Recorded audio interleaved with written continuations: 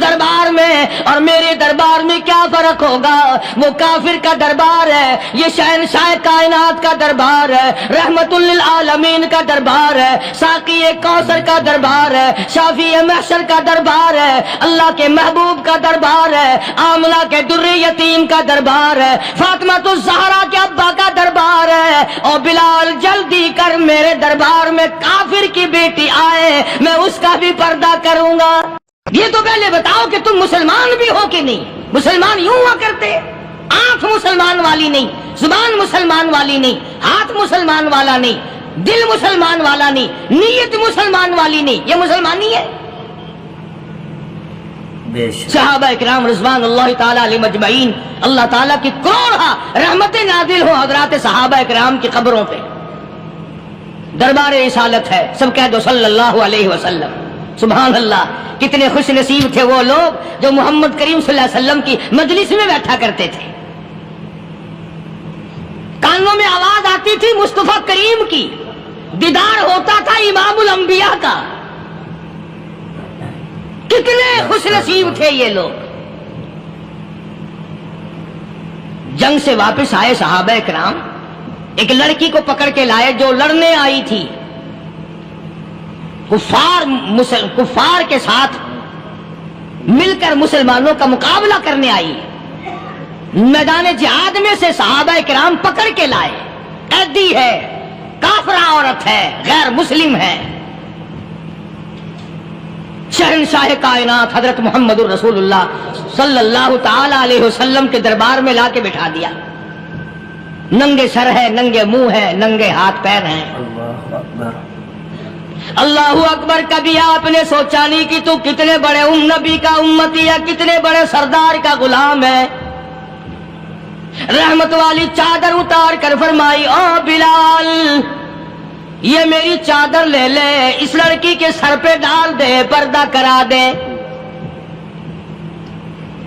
عرض کیا گیا کسی کافر کی لڑکی ہے، یہودی کی لڑکی ہے، عیسائی کی لڑکی ہے، غیر مسلم کی لڑکی ہے، میدان جہاد سے گرفتار کر کے لائی گئی، قیدی لڑکی ہے، لڑنے آئی تھی، مارنے آئی تھی، اسلام کی دشمن ہے، دین کی دشمن ہے، قرآن کی دشمن ہے، مذہب کی دشمن ہے، خدا اور اس کے رسول کی دشمن ہے۔ اللہ تعالیٰ کے نبی حضرت محمد کریم صلی اللہ علیہ وسلم نے فرمایا، او لوگو ٹھیک ہے، لڑکی کافر کی ہے، کفر کی حالت میں پلی ہے، کفر پھیلانے آئی ہے، کفر کو بچانے آئی ہے، اسلام کا مقابلہ کرنے آئی ہے، اسلام کو مٹانے کے لیے آئی ہے، پر اے میرے دیوانوں یہ تو بتاؤ، اپنے باپ کافر کے دربار میں بھی ننگے سر بیٹھے اور میں کالی کملی والے کے دربار میں بھی ننگی بیٹھے۔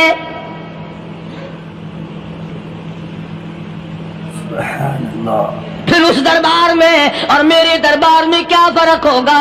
وہ کافر کا دربار ہے، یہ شہنشاہ کائنات کا دربار ہے، رحمت للعالمین کا دربار ہے، ساقی کوثر کا دربار ہے، شافی محشر کا دربار ہے، اللہ کے محبوب کا دربار ہے، آمنہ کے در یتیم کا دربار ہے، فاطمہ الزہرا کے ابا کا دربار ہے۔ اور بلال جلدی کر، میرے دربار میں کافر کی بیٹی آئے، میں اس کا بھی پردہ کروں گا۔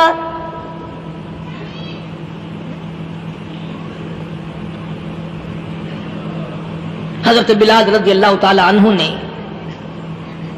ذرا ایک اور لطیف سی بات ہے، تھوڑی سی باریک سی، اگر آپ سوچیں، لڑکی ہے تو کافرہ، لڑکی ہے تو بے دین، ہے تو اسلام کے دشمن۔ میں تو کئی مرتبہ سوچا کرتا ہوں کہ واہ لڑکی تیرا مقدر، ہے تو کافر کی بیٹی، خود بھی کافرہ ہے، مگر مقدر تو دیکھو، امام الانبیاء کی چادر سر پہ ڈالے بیٹھی ہے۔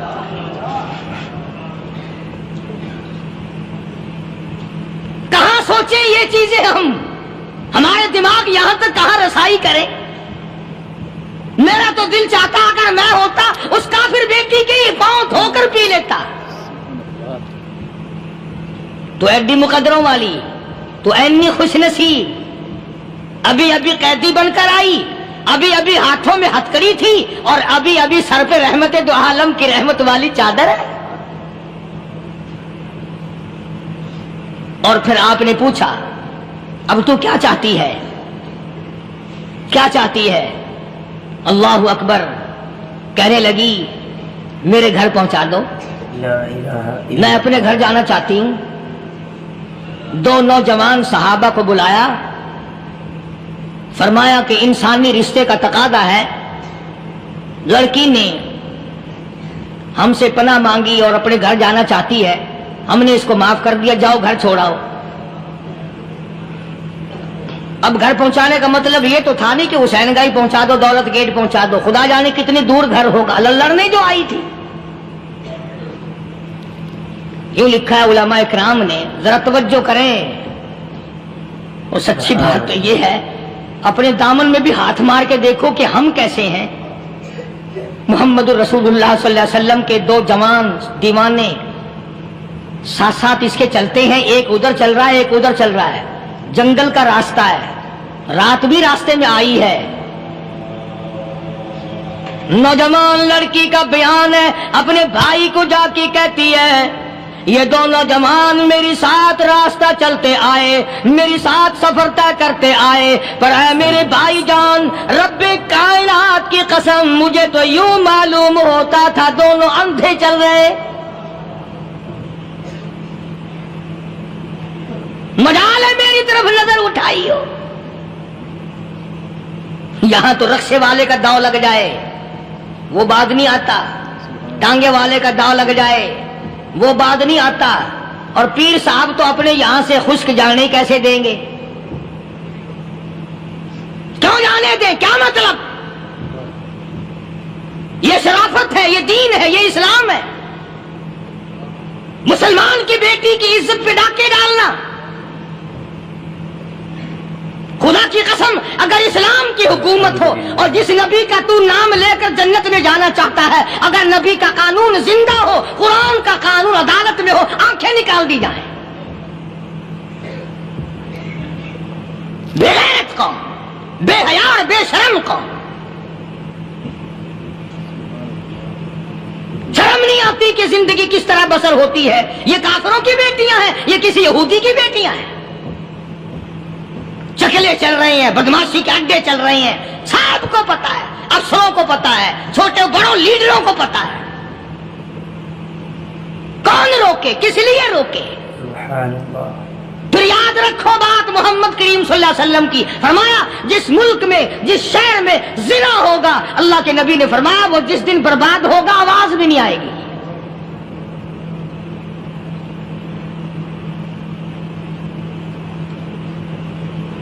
مسلمانوں کے یہاں سے ہو کر دربار نبوت سے چل کر رحمت دو عالم صلی اللہ تعالی علیہ وسلم کی چادر اوڑھ کر لڑکی اپنے گھر پہنچی. بھائی نے پوچھا بتا مسلمانوں نے تیرے ساتھ کیا برتاؤ کیا؟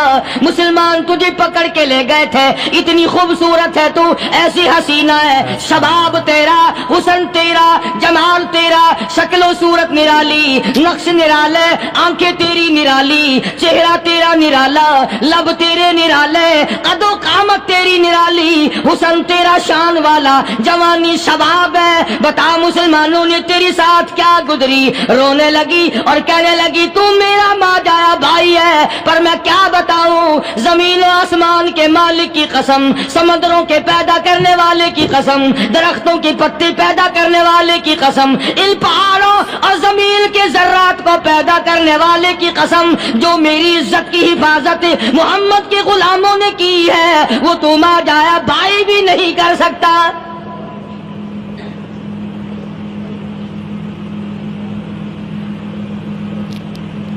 صداقت صداقت ہوتی ہے, حقیقت حقیقت ہوتی ہے, چھپتی تو نہیں. کاغذ کے پھولوں سے خوشبو کیسے آئے گی؟ پلاسٹک کے پھول گلاب کے بنا کر سرانے میں لگانے تو آسان ہے, مگر گلاب کی خوشبو نہیں تم لا سکتے. سبحان اللہ سبحان اللہ. ارے وہ بھائی بھی تھا تو کافر, پھر بھی مقدروں والا نکلا. انہوں نے تو کفر چھوڑ دیا, اور ہم سے ریت نہیں چھوٹتی, رسمیں نہیں چھوٹتی, ہم سے شرک نہیں چھوٹتا, ہم سے بدعات نہیں چھوٹتی. بھائی کہتا ہے بہن کو, توجہ کرو, کبھی دنیا میں انصاف کی بات کرنے والے لوگ بھی زندہ تھے. کفر اسلام ایک اور چیز ہے, انصاف کی بات تو کہا کرتے تھے. بھائی کہنے لگا بہن سے کہ میری بہن, چادر تیرے سر پہ نبی کی, کالی کملی والے کی چادر تیرے سر پہ ہے، یہ اس کے دیوانے تجھے ساتھ لے کے آئے ہیں اور انہوں نے تیری عزت اور آبرو کی حفاظت کی ہے، تو یہ بتا کلمے سے خالی آئی؟ ایسے دربار سے خالی آ گئی؟ ماشاءاللہ کھلانا لوٹ رہا وہاں تو خالی تو نہیں آ گئی؟ بہن کہنے لگی کہ ہاں خالی آئی ہوں، مطلب یہ کہ میں نے کلمہ نہیں پڑھا، ایمان قبول نہیں کیا، دین قبول نہیں کیا، اسلام اور اس کا مذہب میں نے قبول نہیں کیا۔ بھائی کہنے لگا تف ہے تجھ پر، تجھے ایسے دربار سے خالی اٹھتے شرم نہ آئی؟ اور دربار رسالت اور خالی آ گئی؟ کیا بات کہی ہے عورت نے، سبحان اللہ، اللہ اکبر۔ کہنے لگی 2 وجہ سے میں نے کلمہ نہیں پڑھا، دل میرا چاہ رہا تھا، اندر میرا کہتا تھا کہ جب میرے سر پہ یہ چادر آئی میرا تو دل چاہتا تھا کہ لپٹ جاؤں قدموں سے آقا کے۔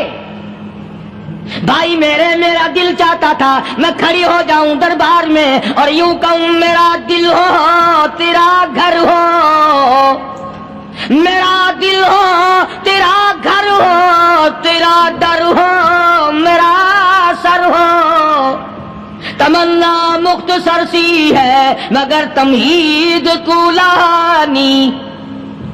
میں نے کلمہ 2 وجہ سے نہیں پڑھا۔ پہلی وجہ تو یہ کہ جب تو سنتا، تجھ تک یہ بات پہنچتی کہ میری بہن نے کلمہ پڑھ لیا، تو شاید تیرے دماغ میں یہ بات نہ آ جائے کہ میری بہن سے مسلمانوں نے زبردستی کلمہ پڑھوایا ہوگا، اس لیے میں نے نہیں پڑھا۔ تیرے دماغ میں یہ بات نہ آئے کہ مسلمانوں نے مجبور کر کے قیدی بنا کر کے جو لے گئے تھے مجبور کر کے کلمہ پڑھایا، اور میری بہن نے ڈر کے مارے کلمہ پڑھا۔ کلمہ پڑھنے کا پختہ پروگرام ہے، مزہ تو اب آئے گا نا، یہاں سے آزاد ہو کر جاؤں گی۔ اور دوسری بات اس نے اور پتے کی کہی، کہنے لگی بھائی میں نے کلمہ اس لیے بھی نہیں پڑھا کہ بہن جنت میں جائے بھائی دوزخ میں جائے، اصل میں تجھے لینے آئی ہوں، دونوں چل کر اس دربار کی غلامی کریں گے۔ میں نے یہ خوف کھایا کہ میرا بھائی غصے میں آ کر کفر پر اور مضبوط نہ ہو جائے، اس لیے مجھے آنے کی کوئی ضرورت نہیں تھی۔ اور کہنے لگی او میرے بھائی وہ دربار کوئی واپس آنے کا تھوڑا ہی ہے، وہاں تو جو گیا قربان ہو گیا، جو گیا قربان ہو گیا۔ چلو چلتے ہیں دونوں بہن بھائی آ کر حضور اکرم صلی اللہ علیہ وسلم کے ہاتھ پہ کلمہ پڑھ کر مسلمان بن جاتے ہیں۔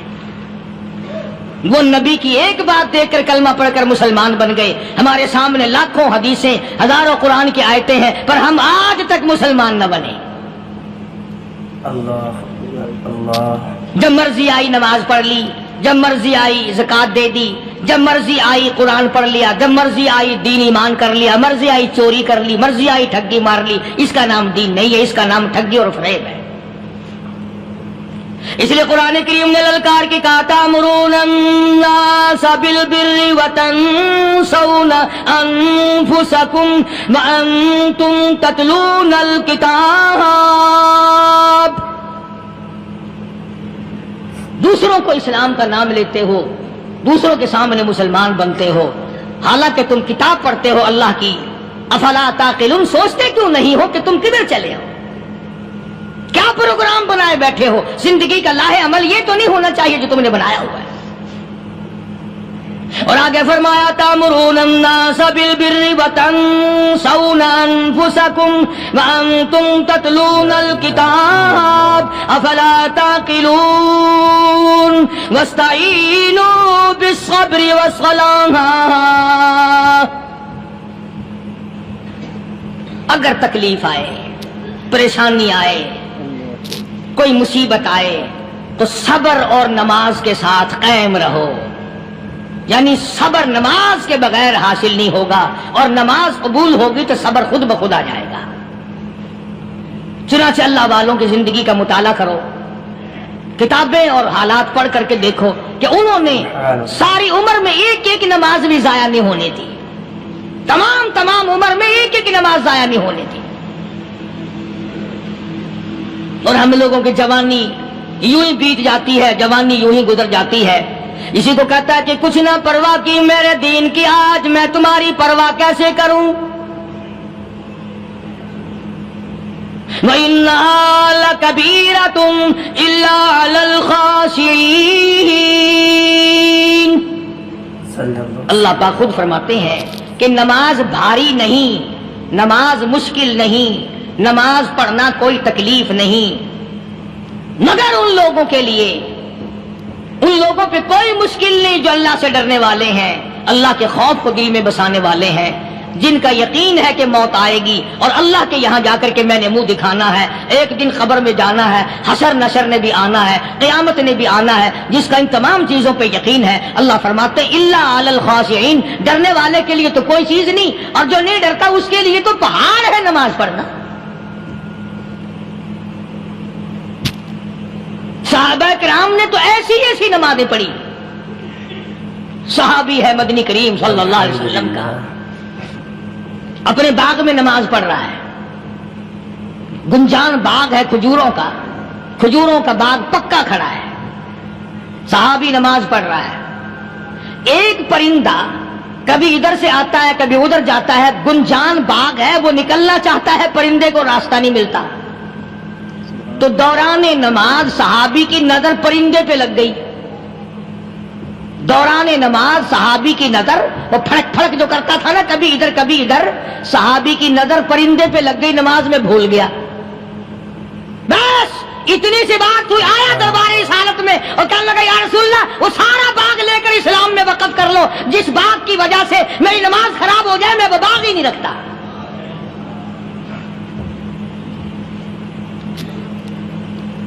ہمارے یہاں بھی کوئی عظمت ہے نماز کی، کون پرواہ کرے؟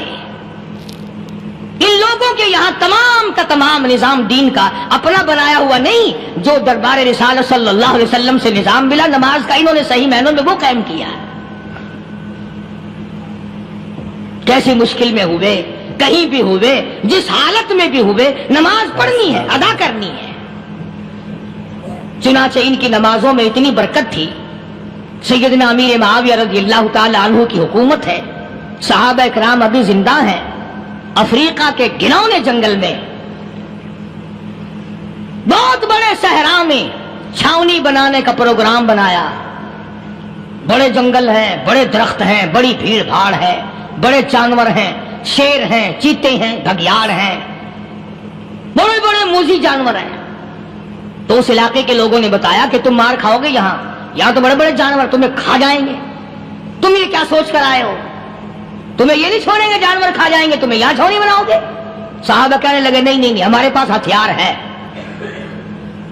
کمانڈر کہنے لگا، ایک صحابی تھا حضور اکرم صلی اللہ علیہ وسلم کے زمانے کا دیدار کرنے والا، بڑا دیوانہ پروانہ، کمانڈر نے اسے حکم دیا تو 2 وضو کر، 2 رکعت نماز ادا کر، اور 2 رکعت نماز ادا کرنے کے بعد درخت پہ چڑھ جا، اور درخت پہ چڑھ کر یہ آواز لگا، او جنگل کے ہاتھیوں، او جنگل کے بھگیاڑوں، او جنگل کے شیروں، او جنگل کے موذی جانوروں، او ناگ وٹھوؤں، او سانپ بیچھوں، او فلاں جانوروں، او فلاں جانوروں، ہم غلام ہیں محمد عربی صلی اللہ تعالی علیہ وسلم کے، اور میں تمہیں حکم دیتا ہوں 24 گھنٹے کی اجازت ہے، 24 گھنٹے کے اندر اندر تمام جنگل خالی مانگتا ہوں۔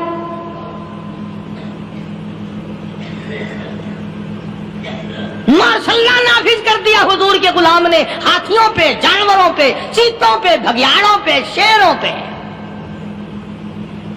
اور اعلان کا رخ دیکھیں آپ، کہا کہ 24 گھنٹے کے بعد جو ملے گا اسے قتل کر دیا جائے گا۔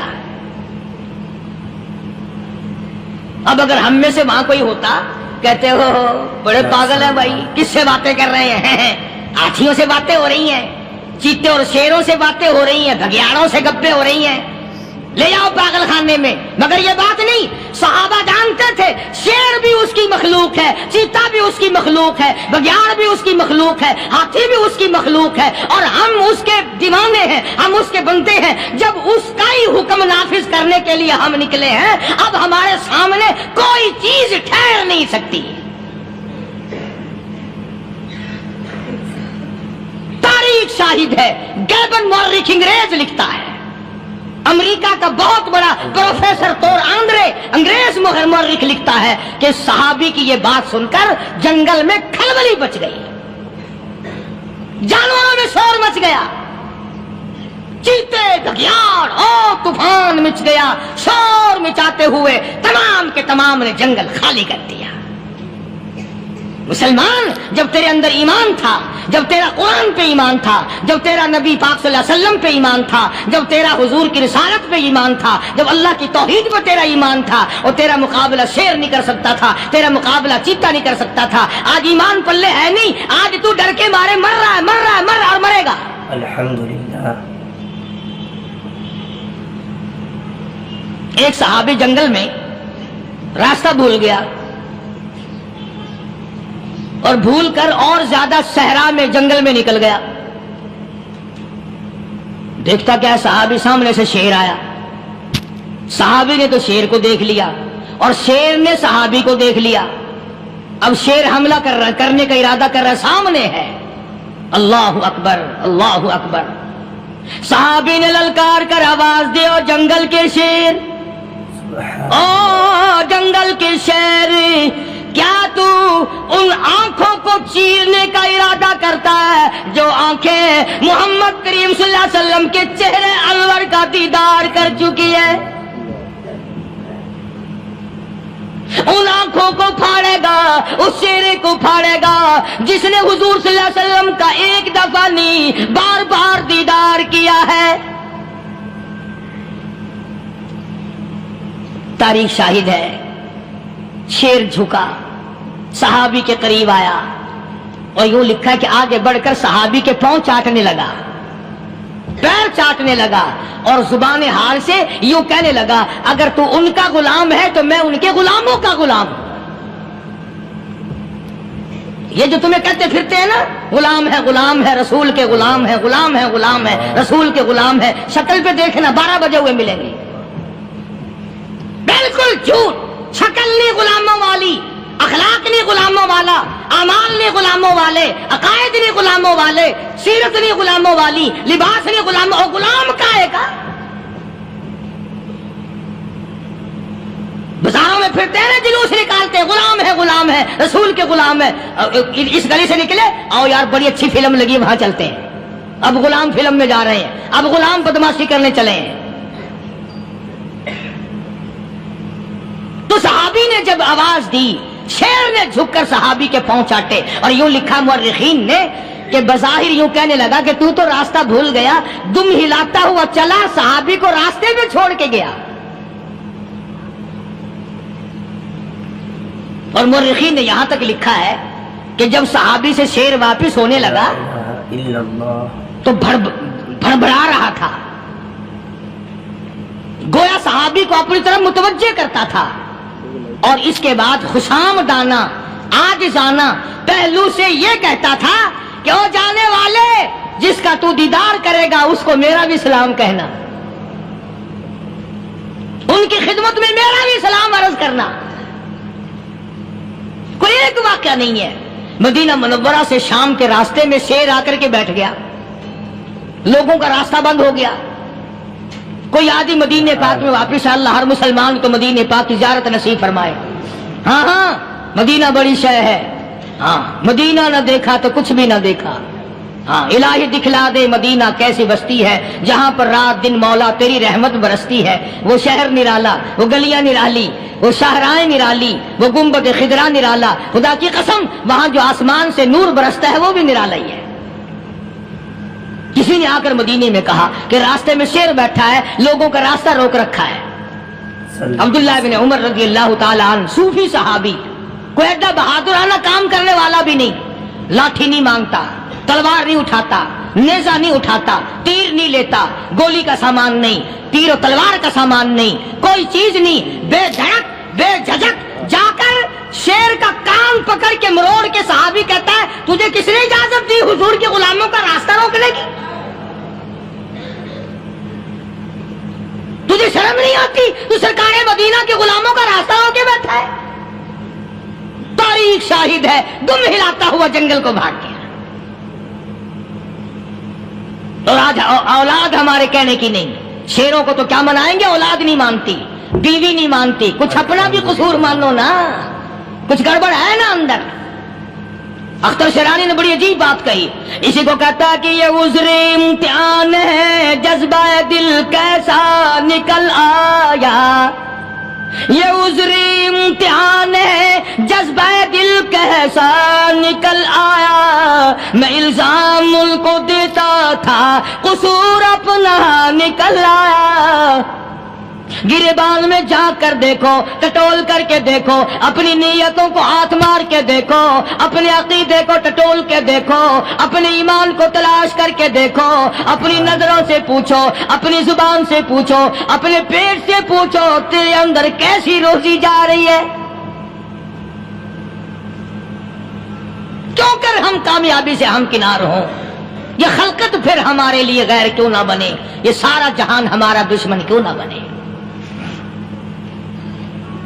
صحابہ تو ایسے بے دھڑک تھے، کسی شہنشاہ کی پرواہ نہیں کیا کرتے تھے، کسی شہنشاہ کی پرواہ اللہ والے نہیں کرتے تھے۔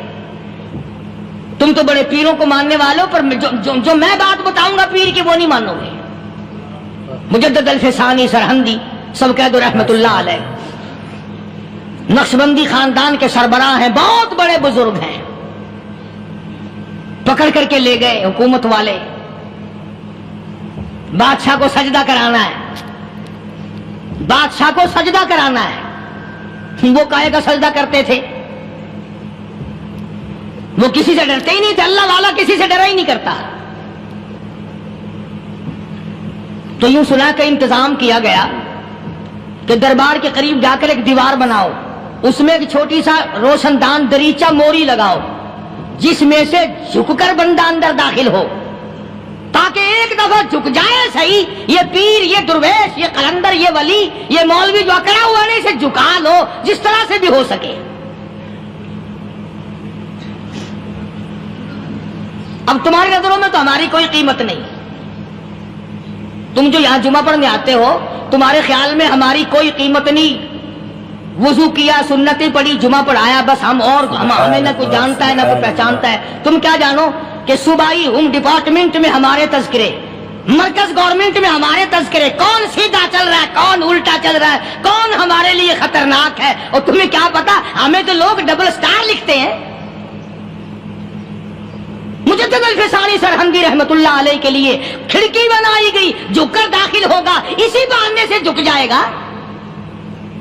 مگر اللہ والوں کو عقل اللہ ہی عطا کرتا ہے۔ جب وہاں گئے نا، انہوں نے کہا جی اس میں سے داخل ہو کے اندر چلنا ہے۔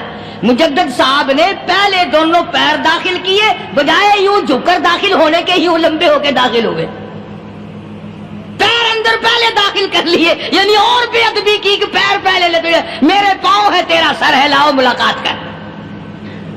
اللہ والا جھکا ہی نہیں، پر اس اللہ والے کو یہ پتا نہیں تھا کہ میں تو زندہ کے سامنے نہیں جھکتا، یہ مرووں کے سامنے جھکتے پھریں گے لوگ۔ انہیں یہ پتا نہیں تھا کہ یہ قبروں کی مٹی چاٹتے پھریں گے، یہ رات دن شرک کی لعنت میں گرفتار ہو کر کے مریں گے۔ لگے ہوئے ہیں میلے، بھر بھر کے خلقت جا رہی ہے، پھوڑے پھنسی کا علاج ہوگا، بیماریوں کا علاج ہوگا، پانی چشمے کا پی آؤ، پانی چشمے کا پی آؤ۔ مخدوم رشید کے علاقے کے سارے سال اس کھڈے میں لوگ بھاگتے ہیں، اور انشاءاللہ یہ اس مہینے میں جا کر وہ گو کا ملا ہوا تبرک پی کے آتے ہیں، بڑا بہترین تبرک ہے وہ۔ نوح علیہ السلام کی قوم نے کشتی پخانہ کر کر کے بھر دی تھی نا، حضرت نوح علیہ السلام اللہ کے حضور میں رو پڑے، فرمایا دیکھ میرے رب، تو نے حکم دیا، کہاں سے لکڑیاں لایا، چختے چیرے، تختوں کو جوڑا، اتنی محنت کی، میں نے کشتی بنائی اور ان ظالموں نے ہاگ ہاگ کے بھر دی۔ فرمایا میرے نو گھبرانا، اگر انہی سے نہ چٹوا دوں تو میری خدائی کیا ہوئی؟ گھبرانا، 950 سال مار کھانے والے پیغمبر، میں تیرا ساتھی ہوں، تو کیوں گھبرایا؟ کانوں تک لبا لب پخانا کر کر کر کے بھرتی، قوم میں بیماری پھیل گئی۔ جو عورت چلے کہاں چلی؟ کہ نوح علیہ السلام نے کشتی میں پخانا کرنے چلی۔ جو بڈھا پرانا پیپا جائے، بڑے میاں کہاں جا رہے ہو؟ کشتی میں پخانا کرنے چلا ہوں۔ اللہ میاں نے خارش کی بیماری بھیج دی، ہو چھوٹے بڑے امیر غریب جوان بوڑھے مرد اور پھرے آگا پیچھا کھجاتے ہوئے کسر کسر کسر کسر تنگ ہو گئے سارے. وہ ایک بڈھا بڑا خارش کا مارا ہوا تنگ بیمار بھی بعد نہ آیا. وہ کشتی کے کنارے پہ بیٹھ کے پخانہ کرنے لگا نا, پیر پھسل گیا دھڑم اندر تبرک کے. اب وہ ساری جان لتھڑ گئی, سارا سن گیا. باہر آ کے پانی پونی سے صاف کیا, وہ جہاں جہاں گندگی لگی تھی نا وہ خارش ہی ختم ہو گئی. چڑھ گیا درخت پہ کہنے لگا آؤ خارش کی دوا مل گئی, بیماری کا علاج مل گیا, آؤ مفت. آ گئی دنیا بیماری میں, اور کیا چاہیے؟ بھاگی بھاگی خلق. انہوں نے کہا ہے, انہوں نے کہا بظاہر دیکھنے میں یہ گند ہے, یہ کھاج کی دوا ہے, من لو اٹھا کے. لب بھر بھر کے. امید ہے ناظرین آپ لوگوں کو قاری علی ملتانی رحمۃ اللہ علیہ کا بیان بہت زیادہ پسند آیا ہوگا. اگر آپ لوگوں کو بیان پسند آیا ہو تو ویڈیو کو لائک شیئر کریں اور چینل کو سبسکرائب کریں اور بیل آئیکن کے بٹن کو بھی پریس کریں تاکہ ہر نیو ویڈیو آنے والی آپ لوگوں کو پتہ چل جائے گا. تو ملتے ہیں اگلی ویڈیو میں, تب تک کے لیے اجازت دیجیے گا. السلام علیکم ورحمۃ اللہ وبرکاتہ. کے تربیتی بیانات سننے کے لیے, اچھے بیانات سننے کے لیے سبسکرائب کر لیں اور ویڈیو کو لائک کر دیں. Thank you. جزاک اللہ.